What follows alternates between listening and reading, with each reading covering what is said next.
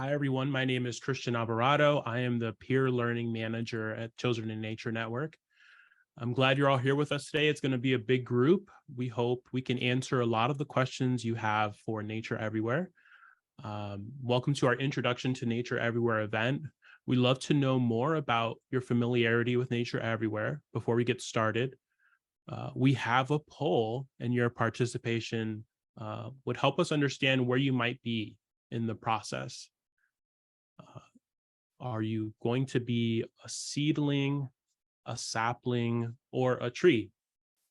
Let us know on your familiarity with Nature Everywhere.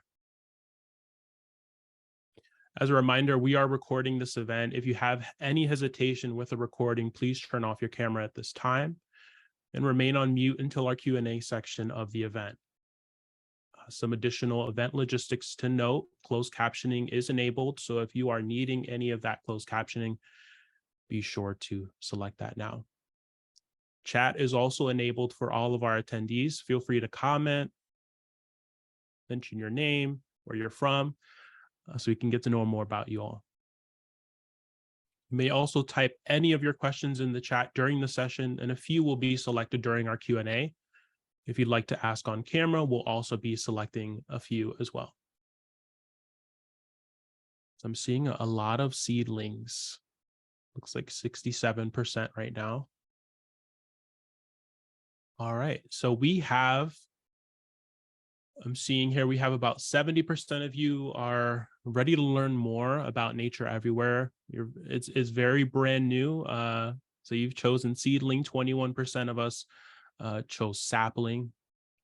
You're ready to get started, but it's definitely looking like you've done some more research. You've kind of gotten acquainted with the idea, and you're here to learn more.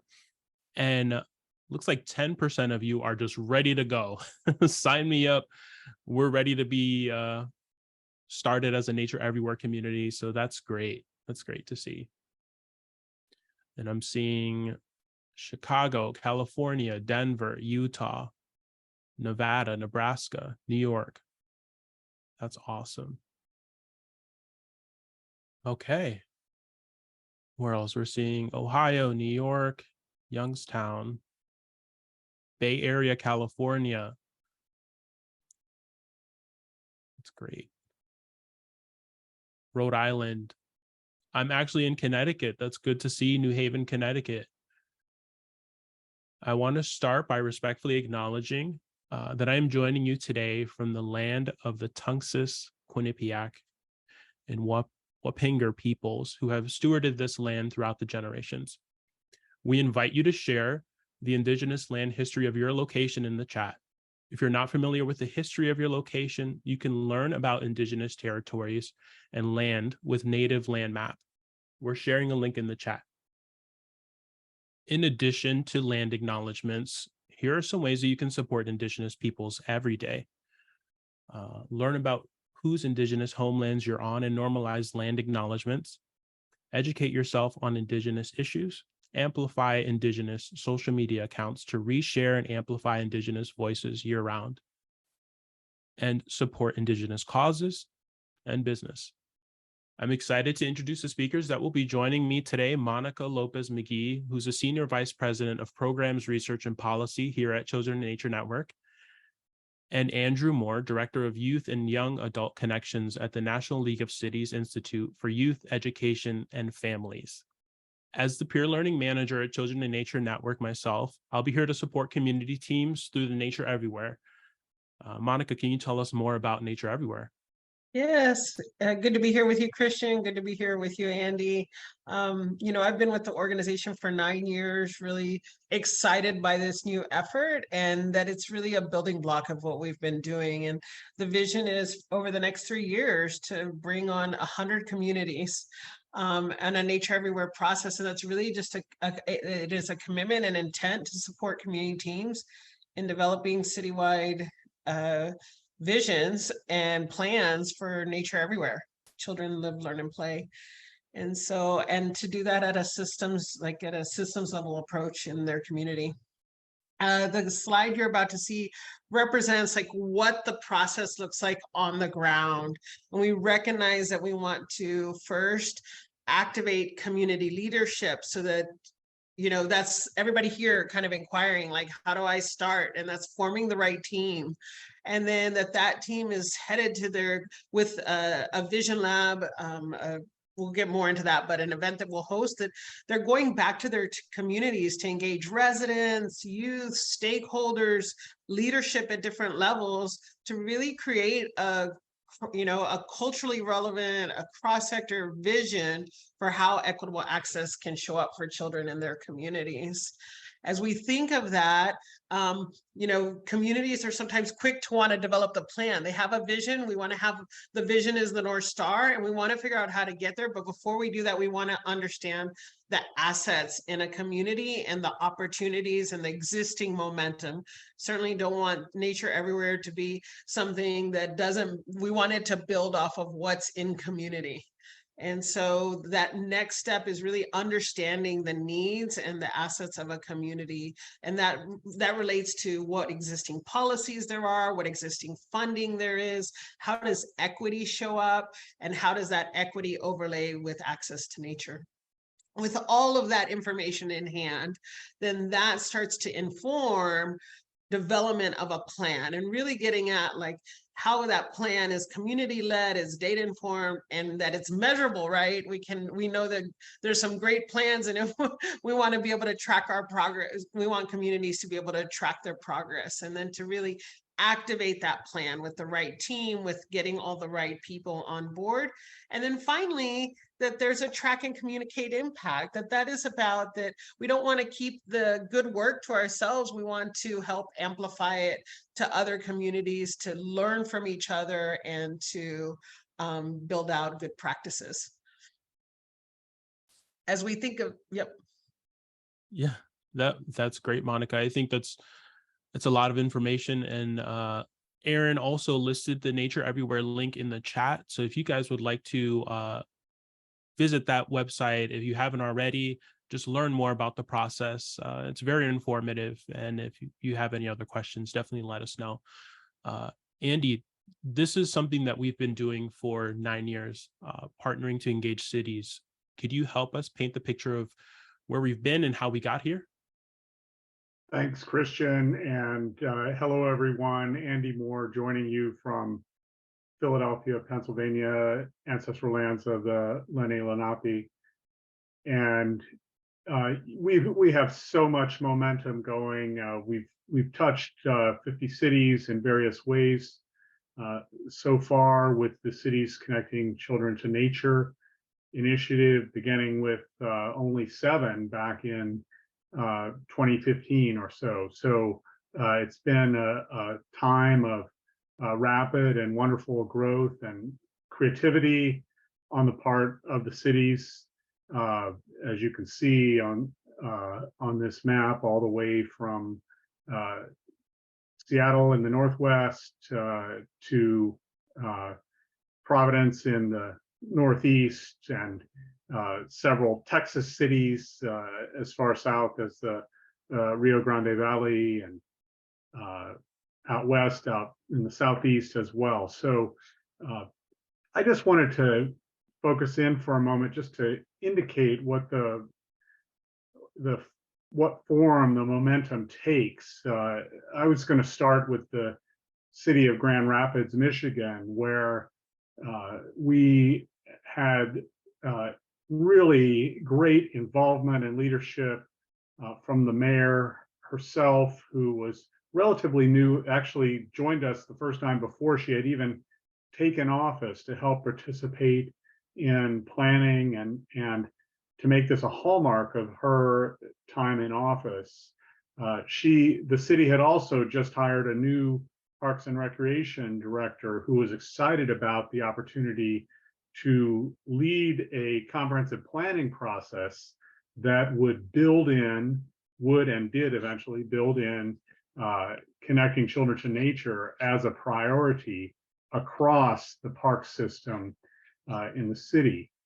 The mayor had a great working relationship with the school superintendent, who proved to be a vital partner in opening up and pursuing and completing discussions about establishing green schoolyards in what had previously been paved places, and to refresh the joint use agreement between the city and the school district. So picture those green schoolyards getting laid down in Grand Rapids with connectors, trails, and green passageways, linking those green schoolyards, making them easier to get to, and also relinking the city to the Grand River, the original reason for the city's establishment in the settler area and in previous eras. So I also wanted to cite a great example in Providence, Rhode Island, where a team came together with great support from the former mayor, continuing under the current mayor, and the Healthy Communities Office took the lead there. So that Healthy Communities Office had been a natural leader, no pun intended, of efforts to fight childhood obesity and other public health issues in the city. And so they offered to staff this in cooperation with local nonprofit organizations that reach deep into the community to engage children and youth in informing the city's plan, and also reaching across to the Parks Department and a partnership with the U.S. Fish and Wildlife Service. So on the ground, concrete, again, that's the wrong word. Concrete is the wrong word in this case, but natural manifestations of the success in Providence included winning a state grant for neighborhood revitalization and using that to build the city's first green schoolyard in cooperation with the nationwide network of Groundwork USA programs.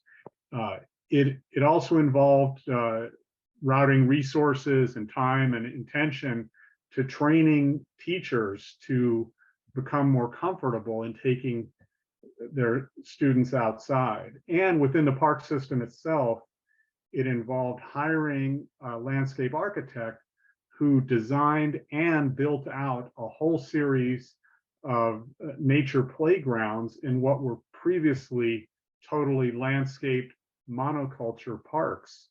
So Providence stands as another great example of what is possible to accomplish with a strong team, great leadership, attention to resource development and sustainability, and focusing in on a few areas of strategy. Last but not least, I guess I would say we're trying to bring all the lessons learned and energy from the city's Connecting Children to Nature initiative into Nature Everywhere, so that you should think of it as a braided effort.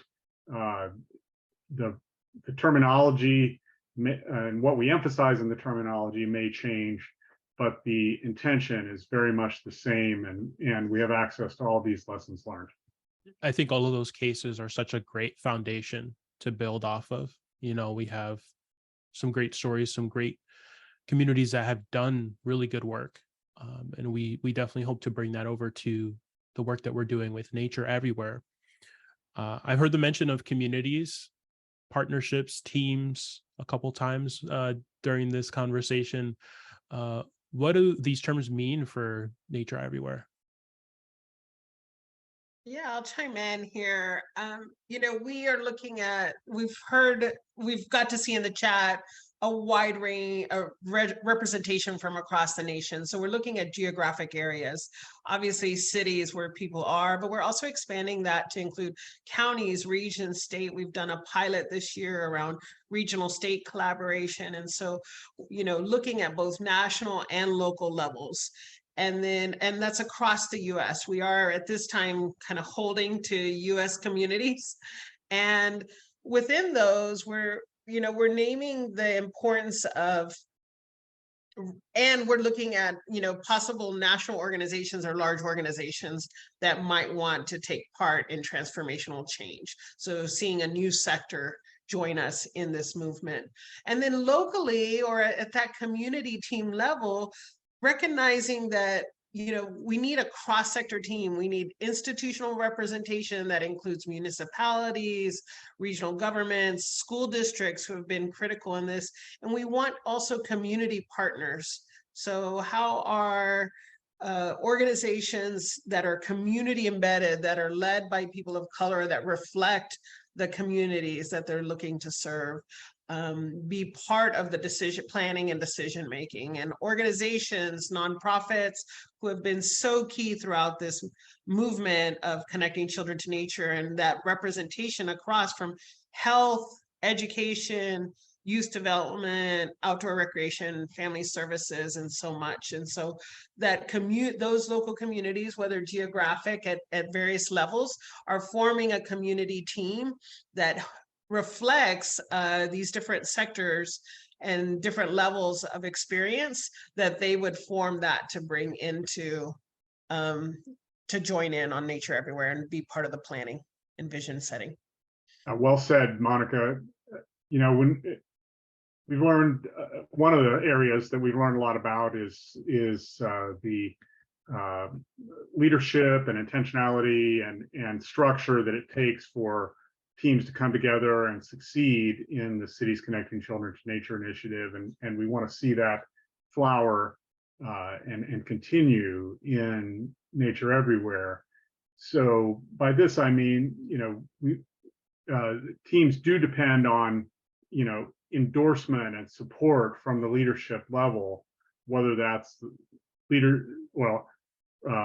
preferably from all these kinds of leaders, community-based organization leaders, elected leaders in a city or a county, school board leaders and their appointees, such as superintendents,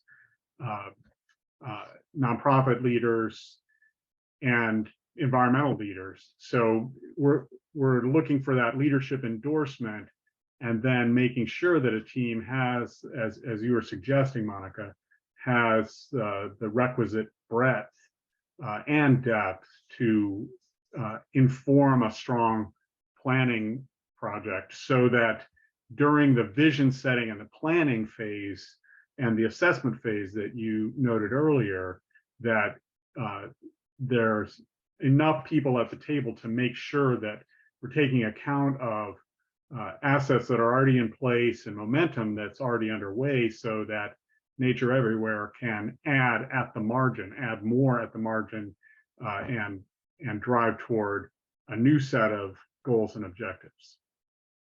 Yeah, something that comes to mind for me is also that it doesn't happen all at once. So I'm thinking of our partnership in Austin, where a local children and nature collaborative partnered with the city, and particularly the city parks department, to form an application. And at that time, it was a small group of people, and it has since expanded to include their public libraries that they're partnering with, the school district that they're partnering with. And so that, I see some comment about folks that are maybe representing that children and nature sector. So how can you help form a team, right? And so that it can start small, knowing that there's a commitment to that expansion. I'm also thinking of partners we had in St. Louis, and the team was really grounded with community stakeholders and Parks Department, and really was able to house that in the mayor's office, that created some momentum to engage the school district. And so recognizing that teams, that we want an ideal, there's an ideal representation of multiple departments and agencies and community partners, and that you start with that grass, or maybe, you start with the momentum you have and you build from there.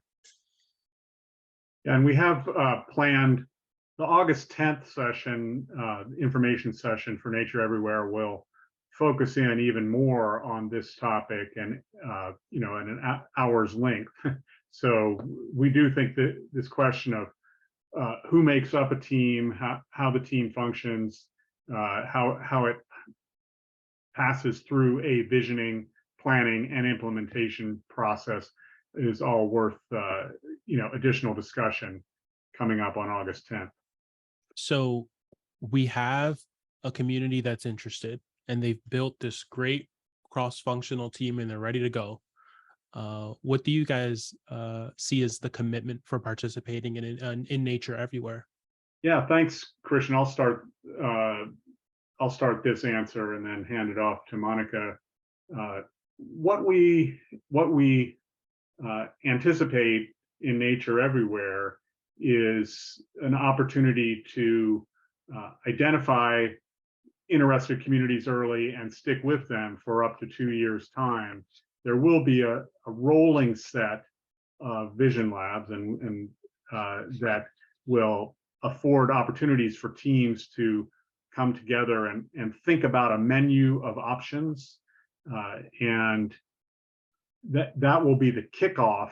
And as Monica was saying earlier, when she was describing the whole process, that then those teams would go back and undertake a thorough community engagement process, youth and resident engagement process, to make sure there's plenty of input and some refining of the sense of strategy, one or more strategies that would be right at this moment for that city. So that will be an opportunity to look at, we laid this out in a document called our Municipal Action Guide back in 2017, and it's still relevant for nature everywhere, that folks need to be asking questions like, do we have sufficient programs and experiences if we want to offer equitable access to nature for children? Do we have sufficient green infrastructure and natural unstructured play opportunities in order to offer equitable access to nature? And last but not least, are we moving toward, or have we established policies and budget decisions and so forth that reflect our ongoing commitment to connecting children to nature more equitably? And I'd say that communities, as we think about this, that they're, our hope is that they're not doing it alone, that we're here to support them, that the nature everywhere process, the thinking, the strategizing, the building of, or that this is built on those, the years of experience that both of our organizations have in providing support to communities and to municipalities, that it's built off of that. And so Andy mentioned the Vision Lab. So this is a multi-day inspirational, study tour, workshop, moment to bring together the teams. And we're hosting that. We're subsidizing the teams to join. In that assessment process, we're bringing tools, we're bringing connection to evaluators, support around GIS mapping, depending on what form that assessment takes. Along the way, we have seed grants to support that startup planning and community engagement. And then as the communities build their plans, we have competitive grants, competitive catalytic grants to ensure the communities have the resources to implement the plans. And all throughout this process, we're providing technical assistance, which is really our team of, really knowledgeable team, familiar with strategies, familiar with examples that have taken place across the nation, to bring those as guidance and as support, and to do some strategizing and whiteboarding of how this moves forward, right? So it's not happening in a vacuum in your community. And then to that extent, we know and we've heard that there is a lot of value in learning from communities, learning from other communities across the nation. And so we'll be hosting peer learning opportunities within the communities that take part in the Nature Everywhere. And these are chances for them to network, to come to conference, for professional development, and really conversation. And I was going to say, Monica, in addition to that great point, that to make sure there's a fit here, a place in Nature Everywhere for communities at every level, from seedling on up, thanks to Christian's very nice poll there at the outset. We're also what we've been describing is kind of the most intensive and part of the process that would require the most heavy duty commitment by local teams. And we are going to create what we're calling an action challenge as well, to make sure there's a route into Nature Everywhere for cities that may be at an earlier stage or may not have as much capacity, but want to demonstrate and be acknowledged for the steps they're taking toward connecting children to nature more equitably. That's great. I think we have a lot of information going out right now, and people receiving them in different levels. And I think it's important that we want to allow for plenty of space for folks to have some of their questions answered. And I've seen some great ones so far. If you guys have any other questions, definitely put them in the chat. We will be answering them as we can with time. If you'd like to ask on camera or through audio, definitely use the reaction of hand or raise hand, just so we can see who'd like to have that conversation with us. Thank you, Andy and Monica, for giving us all this great information for Nature Everywhere. Let's see. We have we briefly spoke about vision labs. Did we want to discuss kind of the additional vision labs that are happening later this year, potentially next year as well? Yeah, absolutely. So we have 2 vision labs scheduled for this year, one November 1st through the 3rd, one, I believe, don't quote me on the dates, November 15th, 16th, in conjunction with a National League of Cities City Summit event. And these are, I mentioned they're multi-day kind of study tour workshop, and really what it is it's dedicated time. So we know that in-person time and time to do planning and strategic thinking around this work is critical to advancement. We launched some teams during the pandemic, and our internal teams have done some reflection, and we keep saying, oh my gosh, it's critical to launch in person, that you have that dedicated time. And so that dedicated time will look like inspiration from touring a local site and hearing from local partners on their success, grounding in equity and the systems change approach that we use, considering how you can further build out your team, and really doing some envisioning exercise, like using that muscle to say, like, to dream big and to start doing the dreaming, to take that back into community and engage stakeholders to further develop, to really build out a vision. And it's also about, I've heard a few questions here of like, what are some of the different, in the comments, of like strategies. It's that time in person at the workshop is to learn a little bit about some emerging and some really good practices that are much more developed. Andy mentioned a few: green schoolyards, early childhood nature connection, improvements and enhancement of parks and public spaces. So to better understand the strategies that exist for equitably connecting children to nature. So it's just an in-person time to dig into all of that and to build a shared understanding and build inspiration for moving the work forward. That's great. I think we touched on this, Andy, the differences between Nature Everywhere and CCCN. If there were any additional clarifications on that. Well, one thing I would say is that we are creating a pathway for cities that have participated in the Cities Connecting Children to Nature initiative to apply through Nature Everywhere and use a vision lab to refresh, reinvigorate, update their vision and plans. So we want to provide that kind of support and assistance to the 50 cities that we know and love. And for the next 50 cities, that's where we're going to be drawing upon examples and broadening connections among the peer learning network. if that makes sense. That may have been a partial answer to the question, but Monica, would you add anything?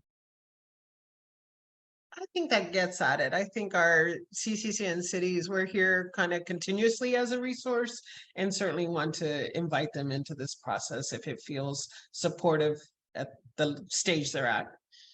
That's great. This, I don't believe, is a specific question. It might be a follow-up for us after the meeting. Jen Levy said, I'm the executive director of Association of Nature Center Administrators. Our members are leaders of nature centers and outdoor schools throughout North America. I would be interested in learning more about how we could support and partner in this effort.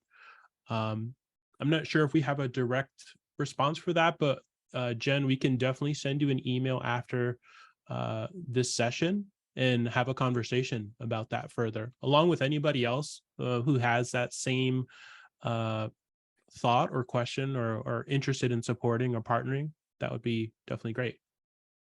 Yeah, Christian, I took an initial run at this with a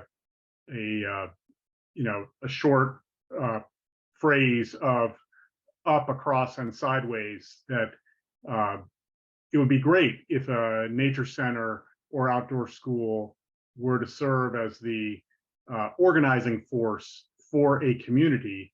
And then I think we're asking you to step back for a moment and think about what community would do best to apply in order to achieve our objectives of making nature more equitably accessible and connect for all young people in that community. So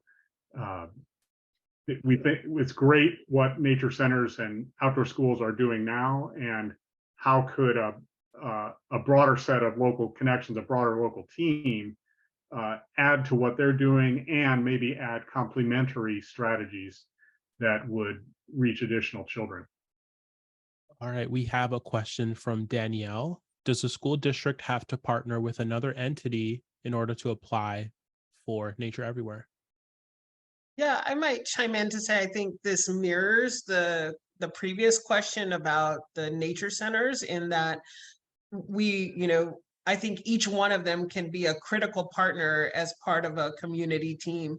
And so, the idea of a school district applying is, once again, how do we complement, the out of school, recognize the out of school time partners that can support that school district, municipality, if there's shared use of the spaces within that school district, thinking of, learning outdoor educators and environmental educators who might already be doing programming in multiple schools across that school district. So for that school district to really consider who quality partners might be to form a local team. Christian, Okay. we had a critical question from Jen Gillard here, just to make sure we're giving the clearest timeline of events as possible. Yep. I'm seeing, yeah. So the question was, would you recommend attending one of the Vision Labs prior to developing a team and submitting a proposal? I could answer that. We would need you to have a team together to submit for Nature Everywhere.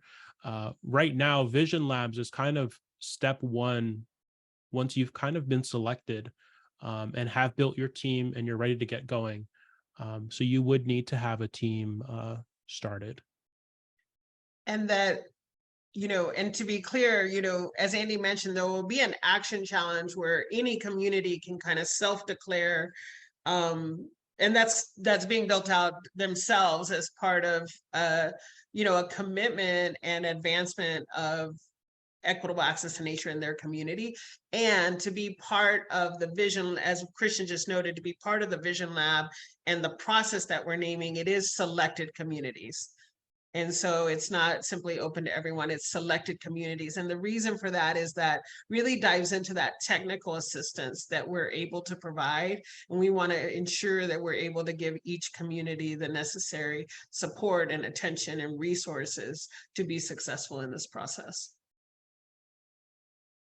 We had another question from Jordan. What do typical outcomes look like after the 2-year commitment? Should I chime in? Andy, you want to?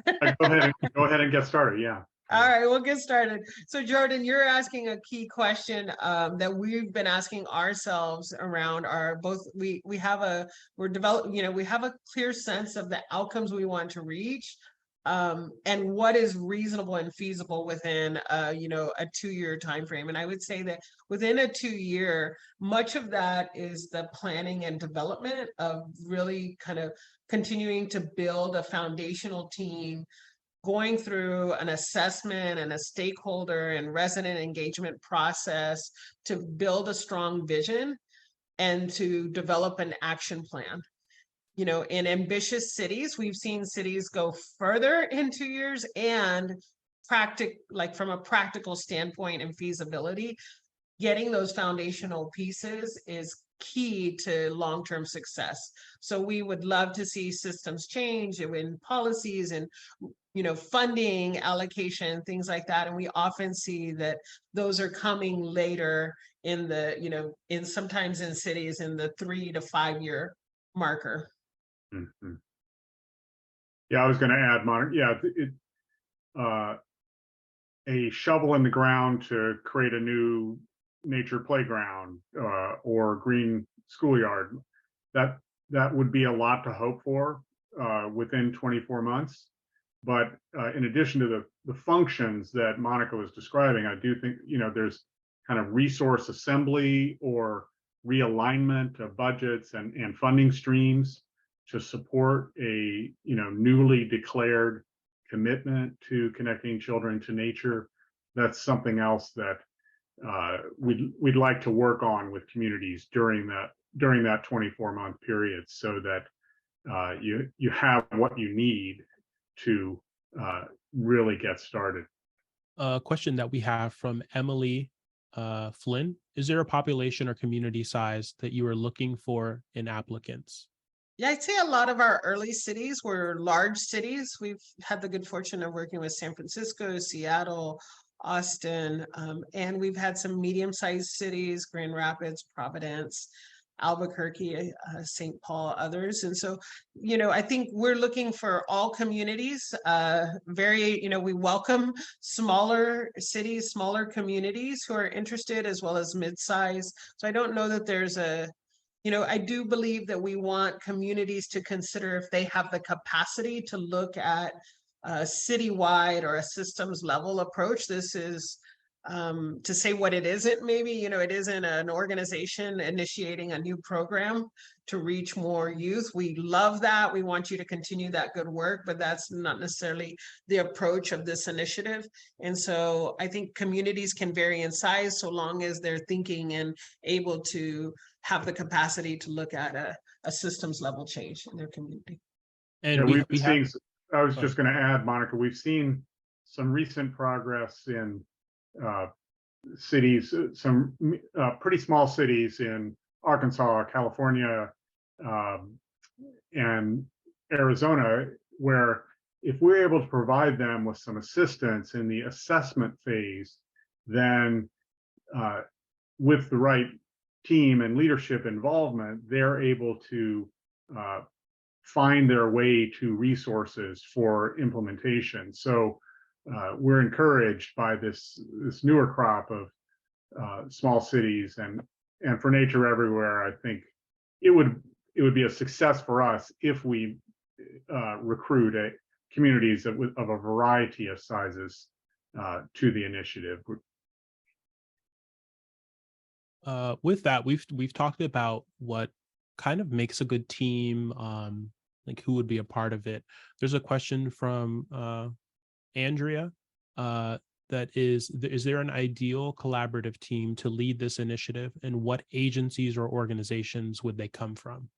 I was going to start out, and Monica, I'm curious what you would add. Start out by saying we're looking for creativity here. In other words, that teams might start from different seed pods in different communities. So maybe it's public works, maybe it's the library, maybe it's the mayor's office, maybe it's the county executive. So I'm purposely leaving off the list Parks and Recreation because our experience has been that many Parks and Recreation agencies are interested in. We want to make sure that folks are thinking broadly about who could constitute a team. With all our green schoolyards work, that you absolutely have to have the school district at the table. For early childhood nature connection projects, you have to fold in the administrative entity at the city or county level for early childhood. So I think we're shying away from naming an ideal team, except to talk about these functions or roles, that there needs to be somebody on the team who is able to play a coordinating role, and that sometimes ideally that person has a strong connection up to some kind of leadership. There need to be people who are more operationally oriented, people who are resource oriented, who can help talk your way into the resources that you need. And maybe even there's somebody with data oriented who can help with the landscape assessment and mapping and so forth. We have a question. Yeah, go ahead. I was simply going to emphasize that idea of thinking, outside of the traditional nature box of, in Texas, there's statewide outdoor learning environments where the State Department of Health has named obesity as a crisis for young children, and has said, how do we address that obesity crisis? And one of their approaches is connection to nature, that when children are outdoors, they're more physically active. And so that's a way that they're approaching that. Thinking of, and I think this starts to speak to Alana's comment of looking at different sectors. So that's the health department. What about if you're looking at access to nature? Access comes in many forms, one of which is, are there safe routes to public spaces and parks, and right, so thinking of the departments of transportation. And so really inviting our movement and the communities out there to think broad of who could be partners. I think if we think of this as equitable access and creating a citywide, it's about removing barriers, right? At the end of the day, removing barriers. When we think of barriers, what are the common barriers that we're experiencing? And when I think of some of the grassroots movement and the, those challenges they encounter, like who would be different, who could be partners that could help us work in a new way around those challenges, right? We have a question from Barbara. Could you please give a step-by-step guide on what needs to happen for this grant? Not sure if you mean specifically the full application process, but I can link that in the chat. Is there any additional thoughts on that question? I'll chime in a bit, and then Andy, feel free to elaborate. I'll say that in terms of the application, this is really, it's a beginning. It's a conversation starter for us to understand where inspiration is coming in your community. You've heard us mention the word equitable sometimes, or you've heard us mention the word equitable many times. So our understanding of your community and your community team is committed to equity and grounding, and your understanding your grounding in that. We certainly believe that access to nature should be for all. And we know that the disparities that exist in access to nature are significant. And so this initiative is focused on that equitable access. So in the application, being able to communicate and relay that. I think it's also, we've mentioned this community team several times, and being able to say who the composition is or who there's some existing relationship that can build. We talked about this not being an isolated project, but really building off the assets of the community. So we want to understand and learn what existing momentum you have and opportunities you see. Did your community recently pass a new master plan? Did your mayor recently, I think I'm not ready yet, Alana, to mention or to get into housing, but is your mayor's agenda focused on academic achievement and then being able to introduce connection to nature as one of those goals, right? Or as a pathway for that. And so that's the specific to the application, really helping us understand where your community is at, the opportunity that exists there.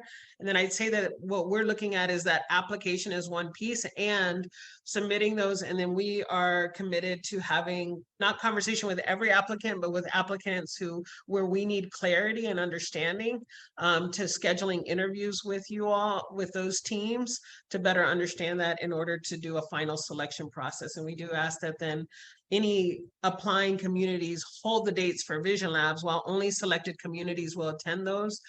That would be the critical next step once selected.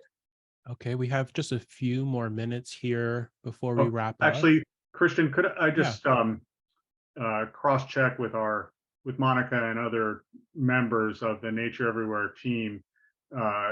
I was appreciating the question about just to lay out the process. So Mhm. I was naming in the chat, August 25th is the application deadline in order to be considered for one of the November Vision Labs. There may be subsequent deadlines. And can we, and then I think we're going to notify folks by what? Late September, Monica? Mid to late September. We're looking Late at September. September 15th, September 20th, 22nd. Yeah. Yep. And then I think the other specific that might be of interest to folks, how open are we, or what's the mechanism for asking us questions, between now and August 25th? Yeah, so we have an email, natureeverywhere@childrenandnature.org. I do want to say that we do have a lot of information listed on our RFA. We also have a frequently asked questions page, which answers a lot of the very common questions. But we always know that we can't think of everything. So definitely be open to sending us an email, and we can make sure to get that answer for you. It's, again, our email is natureeverywhere@childrenandnature.org. And in this application process, thank you, Christian. I think that's a wonderful way for people to connect. Want to note that sometimes people think they're entering into a grant relationship, or certainly funding is a component that we hope that we are committed to supporting communities with. And this is an application for a technical assistance, a support team, if you will, to move through this process, of which at critical moments, we do have some availability for seed grants. And then, as I mentioned, the catalytic grants would be competitive for those communities that have advanced through the process. So just wanted to be clear that this is not, you're not applying for dollars per se, but so much as all those resources and support along the way. Great. Monica, you briefly touched on this, the Alana Schmidt's question. It says that I know that C&NN emphasizes systems level change. We've seen a great example of this with green schoolyards. What are thoughts do you have on advising or learning with communities in this initiative who are doing a lot of systems work around housing or reimagining public safety? Things that are perhaps less obviously tied to nature than schoolyards. I was going to let my colleague Andy tackle this tough questions. I think the short answer is yes to that. Connection to nature can help, I believe, support other outcomes, right? That it's not connection to nature solely for the, purest mind of like connecting children to nature, which we do hope happens, but that it's a pathway for health outcomes, for academic and achievement. And I might punt this one to Andy simply to say that I think there's some opportunity and thinking to do specific to housing and public safety. Anything that comes to mind unique? I mean, certainly parks and public safety, and there's lots to consider there. Andy, anything you'd chime in? Yeah, I was just going to pull the proverbial microscope back a minute and say that we're in this because we're convinced that children who connect regularly to nature are going to have the best chance of develop great child and youth development experiences and the chance to grow up as they should. that we started this out saying childhood has moved inside, and that's not where childhood belongs or it is at its best. We have some evidence across a range of outcomes and a lot of evidence for some particular outcomes that result from regular connection to nature.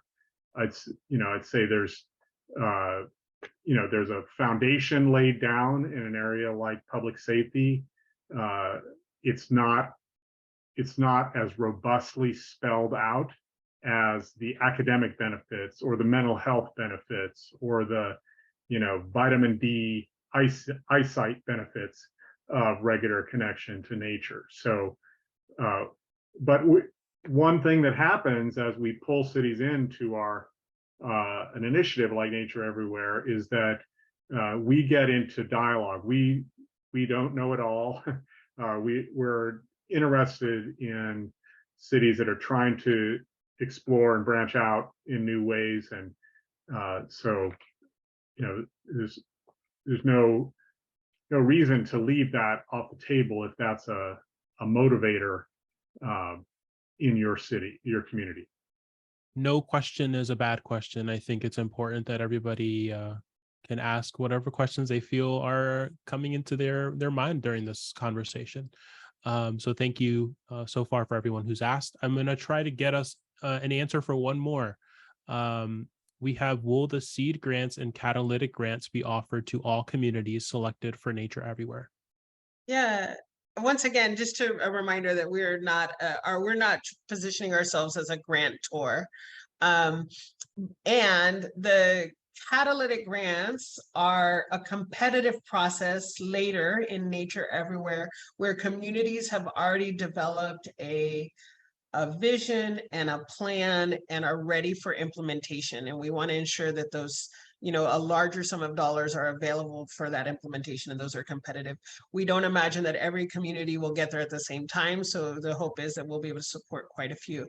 And the seed grants are, they're a smaller investment, and those are at really critical junctures. So if your community, and those are not competitive. So once you are in the Nature Everywhere process, that is us working with you collaboratively to identify what could be a really key intervention in your community. Like, you want to better understand it. You want to do some mapping, and it's like, if you had $10,000, you could really do that mapping. We want to make those local investments, and those are more happening in direct communication with us as we're planning and supporting you all. Andy, what would you add to that in description? Yeah, I was going to take this opportunity to say that our very generous core funder for Nature Everywhere and for Cities Connecting Children to Nature is the JPB Foundation. And as we look ahead in our budget for the next couple of years and the support we receive from JPB, we've allocated 20-25% of the total support they're giving us to pass through to cities. So we are trying to have a lot of funds available for seed and catalytic grants. But what we most want to do is to keep emphasizing the point Monica has stressed, is we want to establish a technical assistance coaching relationship with communities that are entering into Nature Everywhere. And the seed grants and catalytic grants are additional benefits of that, springing out of that. We'll spend a lot more time working on realigning local budgets and raising money in your community or in your region that would greatly outweigh even the generous support that JPB is putting forward to pass through to cities. Before we wrap up, we do want to make Monica, you wanted to mention youth leadership as well. Yeah, I mean, I think Eric asked the comment, like, who's best to serve as like the lead, applicant. And I think that's up to the local community team, whoever is having the capacity to hold that right? But that you're still engaging multiple partners in the process and in the application. And I would say that not only are you engaging multiple potential partners, organizations, we've talked about institutional, nonprofits, and, you know, considering how youth voice and perspective shows up in both in your team, in your application, and in the process, right? And that's something that might show up right away. I would encourage you, if that, you know, to express that commitment. If it's not something that shows up right away, to express the commitment to it, because that is something we will work with your local communities to, you know, to determine how youth voice and perspective can show up as part of your process. That's great. I think we got most of everyone's questions answered. I apologize if we missed anyone.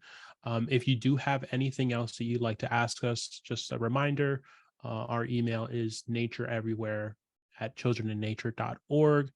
We also have a great, informative, frequently asked questions page with a lot of information that is listed in the chat. I do want to thank Monica and Andy for your time today and sharing what Nature Everywhere looks like for us, and of course, sharing that with the audience.